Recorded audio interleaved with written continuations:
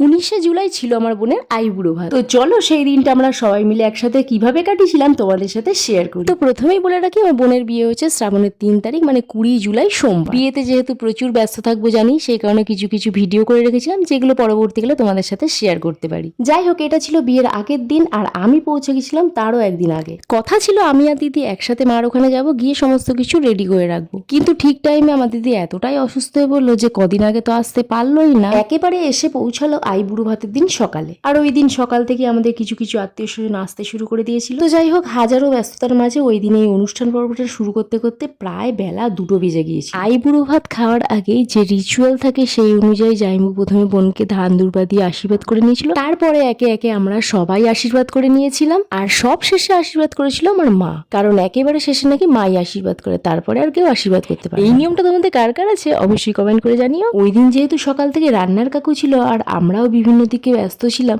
সেই কারণে খাবারের দিকটা অতটা ধ্যান দিতে পারিনি। বোনের মেনুটাও সেই কারণে একদম সিম্পল হয়ে গিয়েছিল। আর এদিকে আমাদের পুচকু দুটো মানে বুবান আর আমাদের রিম একে একে ওদের মাসিমণিকে খাইয়ে দিয়েছিল। সত্যি কথা বলতে না তো, আমার আর আমার দিদির বেলাতে এইভাবে আইবুড়ো ভাত খাওয়ানোর অনুষ্ঠান কখনো হয়নি, যদিও অনেক বছর আগে আমাদের বিয়ে হয়েছে আর তখন সিচুয়েশন অন্যরকম ছিল। তাই আমরা ভাবলাম চেষ্টা করে দেখা যাক বোনের বিয়েতে যতটা পারা যায়। এরপর আমি চলে গিয়েছিলাম খাবারের ওখানে, মানে আমাদের উঠোনেই একটা ছোটখাটো একটা প্যান্ডেল করা হয়েছিল, আর সেখানে গুটি কয়েক চেয়ার টেবিল বসিয়ে খাবারের ব্যবস্থা করা হয়েছে। বোনের বিয়েটা যেহেতু লজে হয়েছিল, তাই বাড়িতে খুব একটা বড়সড় প্যান্ডেল করা হয়নি। বাড়ির বাচ্চাগুলো বসে গিয়েছিল খেতে, আর সঙ্গে বাবা মা আর মাসিরা। আর পরিবেশনের দায়িত্ব পড়েছিল জাইম্বু আর দিদিদের উপর।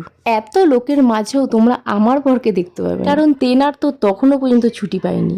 উনি ঢুকেছিলেন ওই দিন সন্ধ্যার সময়। যাই হোক, সবারই মোটামুটি তখন খাওয়া হয়ে গিয়েছিল। শেষে আমরা কয়েকজন বসে পড়েছিলাম, আর এদিকে বোনও চলে এসেছিল আমাদের পরিবেশন করতে।